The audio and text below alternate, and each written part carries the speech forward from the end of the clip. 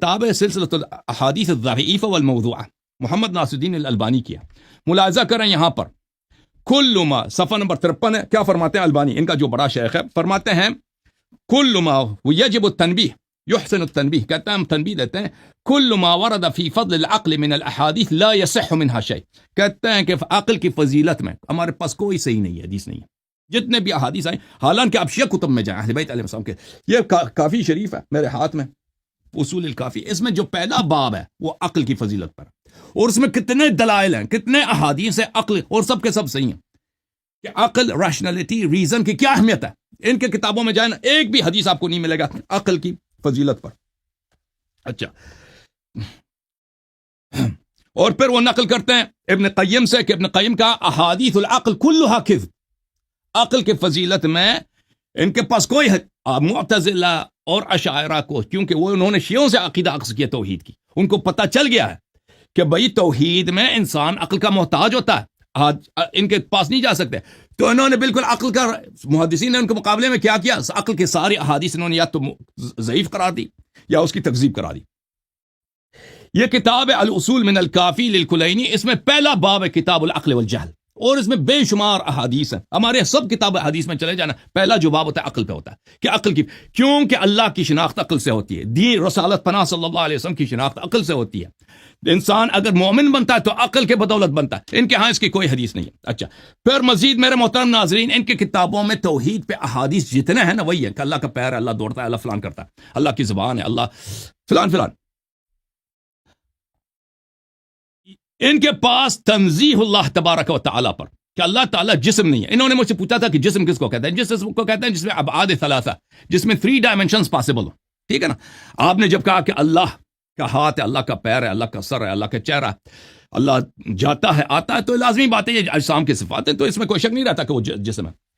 ملاحظہ کریں یہ کتاب شرح المقاصد لمسعود ابن عمر التفتازانی، جماعت ماتوریدیہ کا مانا جانا والا متکلم، علم عقائد، علم توحید میں ان کا امام ہے یہ، اور اشاعرہ بھی اس کو مانتے ہیں. جزء رابع، چاپ عالم الکتب میں یہاں پہ کہتا ہے کہ ہم سے اگر کوئی پوچھ لے کہ بھائی آپ جو ہیں، آپ تحیز اور جہاد وغیرہ کے آپ نفی کرتے ہیں، فما بال الکتب السماویہ، احادیث کا کیا بات ہے کہ احادیث میں والاحادیث النبویہ مشعرۃ فی مواضع لا تحصى بثبوت ذلك من غیر ان يقع في موضع منها تصریح بنفی ذلك وتحقیق كما قررت. کہتے ہیں کہ اے امام معتزلی، اے امام اشعری، اور اے امام ماتوریدی، اے ہمارے عقائد کے امام، آپ تو کہتے ہیں کہ اللہ تعالیٰ کا کوئی مکان نہیں ہے، اس کا کوئی زمان نہیں ہے، اللہ تعالیٰ کسی جہت میں نہیں ہے، اللہ تعالیٰ کے اعضاء نہیں ہے، ہاتھ پیر نہیں ہے. لیکن آپ کتب سماویہ کا کیا کریں، قرآن سنت کی کیا کریں گے؟ اس میں تو احادیث الا ماشاء اللہ قرآن کے آیات ہیں، الا ماشاء اللہ احادیث ہیں کہ یہ صفات اس کے ذریعے ثابت ہیں، اور کوئی حدیث نہیں ہے کہ یہ نفی کر دیں.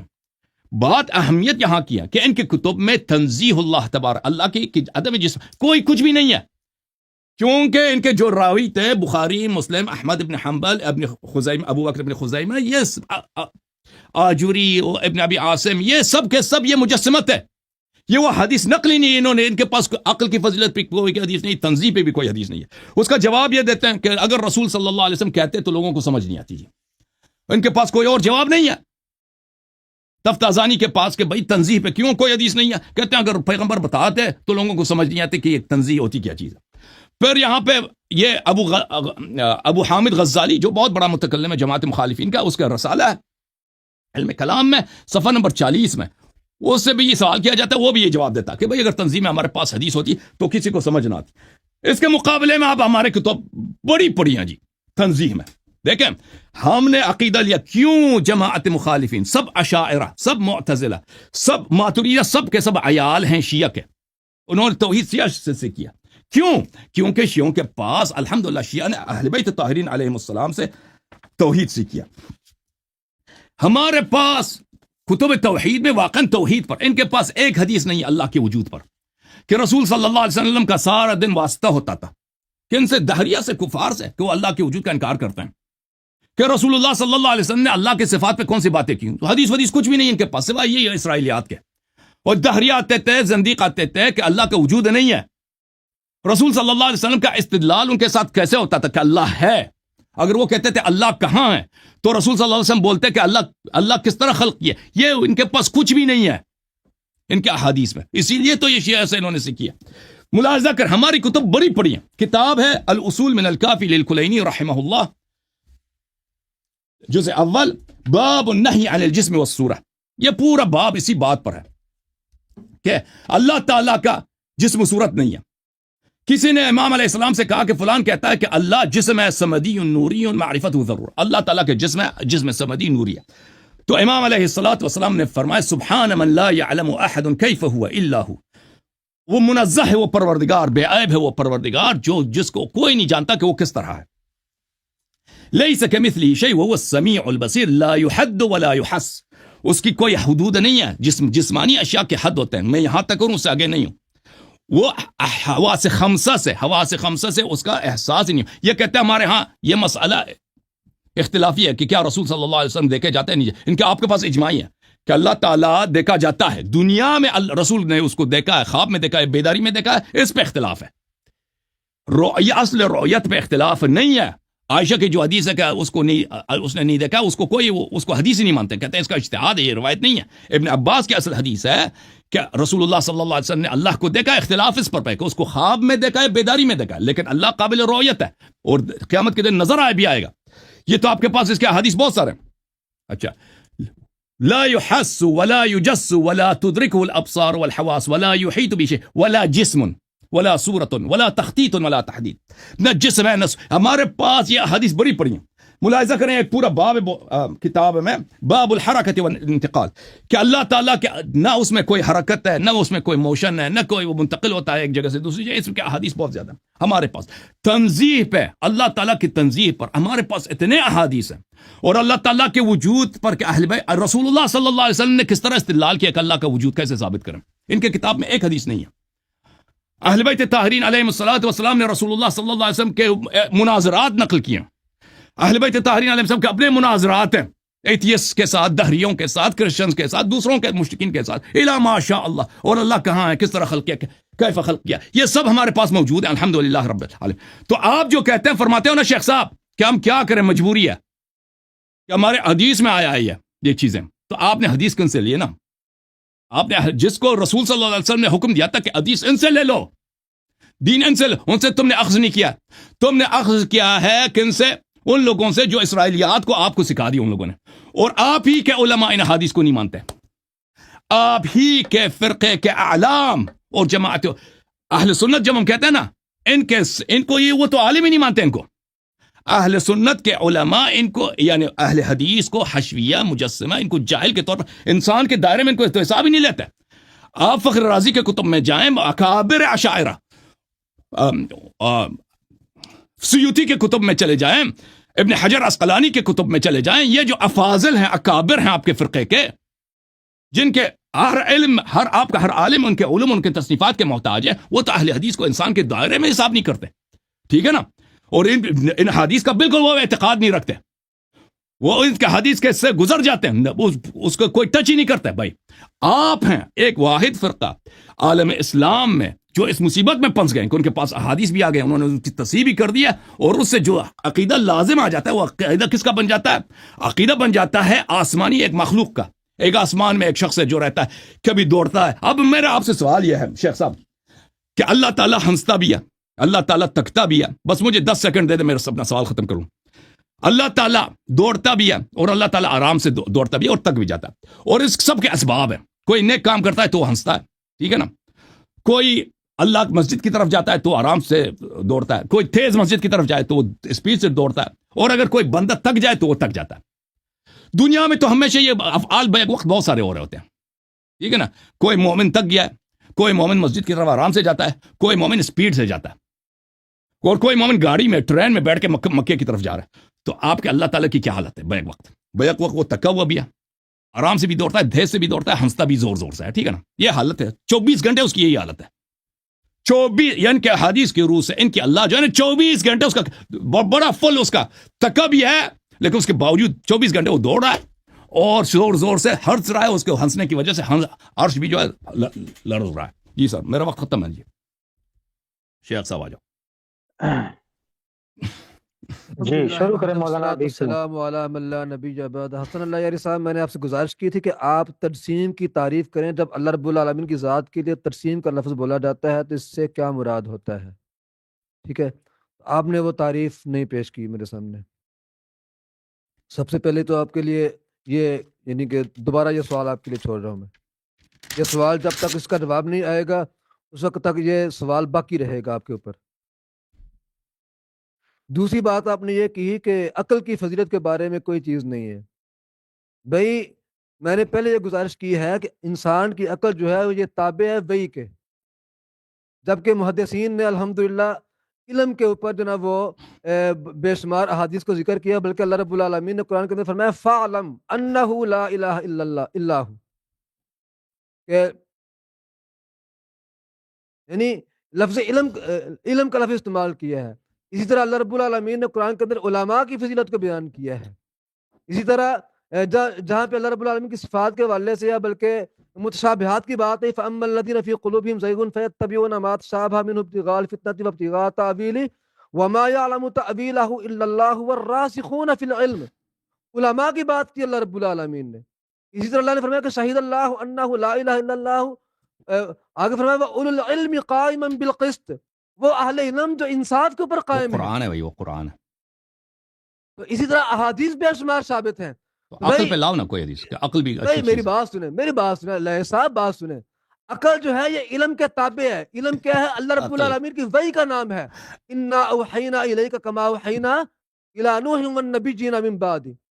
بے شمار دلائل ہیں قرآن کے، احادیث سے، اور بے شمار قرآن کی آیات ہے۔ اللہ رب العالمین نے پہلے جتنے بھی پیغمبر بھیجے وَلَقَدْ بَعَثْنَا فِي كُلِّ أُمَّةٍ رَسُولًا أَنِ اعْبُدُوا اللَّهَ وَاجْتَنِبُوا الطَّاغُوتَ، یہ نہیں کہ تم عقل کی بنیاد پر تم رسول بن دو، یہ نہیں کہا کہ تم عقل کی بنیاد پر جناب وہ جناب یہ کام کرنا شروع کر دو، بلکہ نہیں، اللہ رب العالمین نے ان کو بھیجا، ان کو رسول بنایا، ان کے اوپر پیغمبر اپنے فرشتوں کو بھیجا، ان کے اوپر وحی کو نازل کیا، ان کے اوپر علم کو اتارا، تب انہوں نے جناب اپنی نبوت کا اعلان کیا اور لوگوں کے اندر اللہ رب العالمین کی توحید کا انہوں نے پرچار کیا۔ عقل جو ہے وحی کے تابع ہے۔ جب ہم عقل کو مقدم کر دیں گے، عقل کو ہم آگے لے آئیں گے، تو ہر انسان کی عقل مختلف ہے، عقلیں مختلف ہیں میرے بھائی۔ میری عقل کچھ اور کہتی ہے، آپ کی عقل کچھ اور کہتی ہے، یہ کلندری صاحب کی عقل کچھ اور کہے گی، یہ تیسرے افراد چوتھے افراد کتنے افراد بیٹھے ہوئے ان سب کی عقلیں مختلف ہیں۔ ہر انسان کی عقل مختلف ہو سکتی ہے۔ اس کا مطلب ہے کہ جتنی عقلیں ہوں گی اتنے دین بن جائیں گے؟ بھائی نہیں، جتنی بھی عقلیں جو نا وہ ایک ہی جگہ پہ اکٹھی ہو سکتی ہیں، وہ کون سی جگہ ہے؟ ایک ہی چیز پہ اکٹھی ہو سکتی ہے، وہ کون سی چیز ہے؟ اللہ رب العالمین کی وحی ہے، اللہ رب العالمین کا دیا ہوا علم ہے۔ اور علم کے بنیاد کے اوپر امام بخاری رحمۃ اللہ علیہ نے کتاب العلم بقایا طور پر جو نا وہ بیان کی ہے۔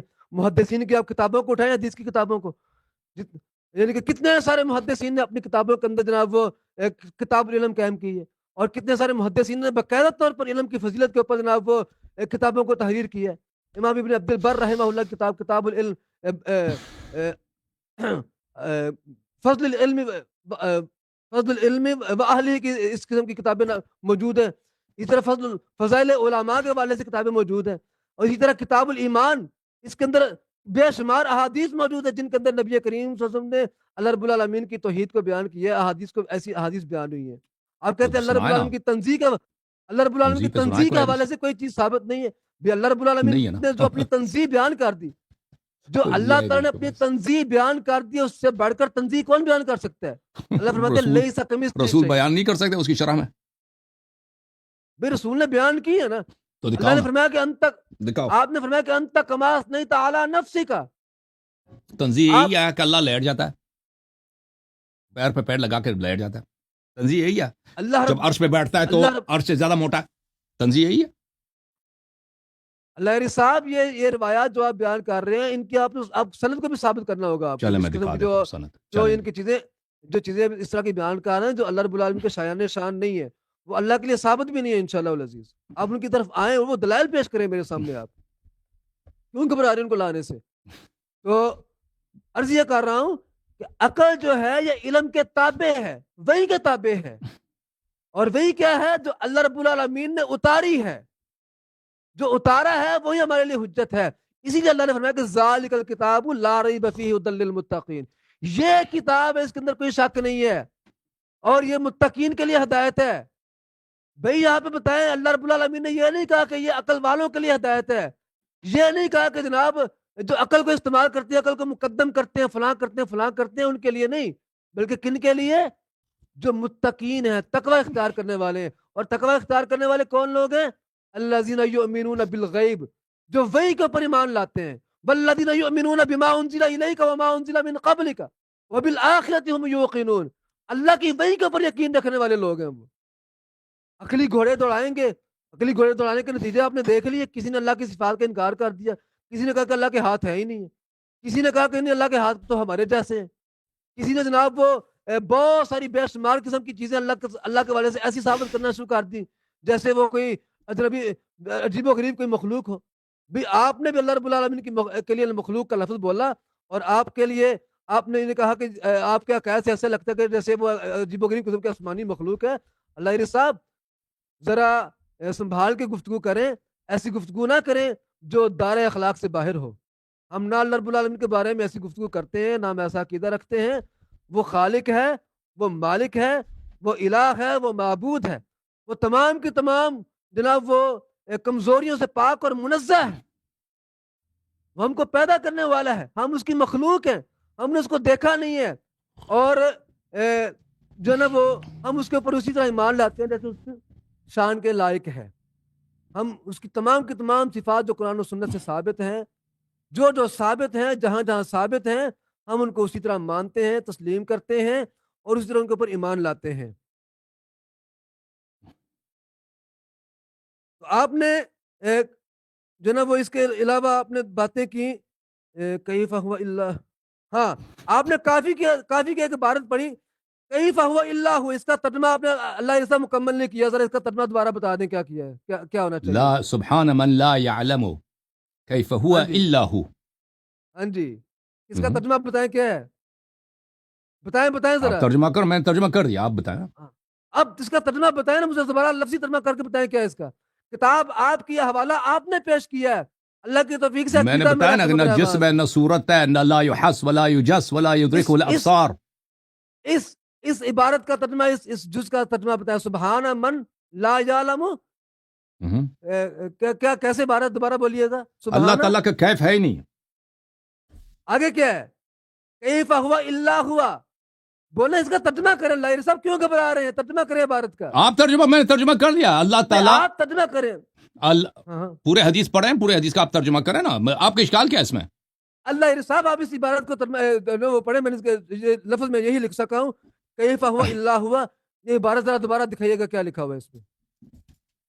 میں دوبارہ دکھا دیتا ہوں بھائی، کوئی بات نہیں، مجھے مل جائے، اللہ کرے مل جائے۔ مل جائے گا۔ تو اسی طرح آپ نے جناب وہ اللہ رب العالمین کی ذات کے بارے میں بتلایا کہ وہ کبھی ہنس رہا ہے، کبھی جناب وہ دوڑ رہا ہے، کبھی کیا کر رہا ہے، کبھی کیا کر رہا ہے۔ واللہ غالب علی امرہ ولکن اکثر الناس لا یعلمون۔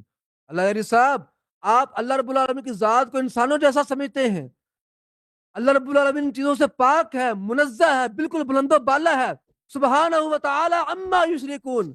جو کچھ بھی، جتنی بھی آپ مثالیں بیان کرتے ہیں، وہ جو بھی ہے نا، ہم تو نہیں کہتے ہیں بھائی، ہم آپ کیا حدیث پڑھ رہے ہیں، وہ جو اسی طرح ہے جو آپ کی کتب میں ہے نا۔ بھائی آپ جو نا ان کے بارے میں، اللہ رب العالمین کی ذات کے بارے میں یہ عقیدہ بیان کر رہے ہیں اور ہماری طرف اس کو منسوب کر رہے ہیں، ہم ایسا عقیدہ رکھتے نہیں ہیں۔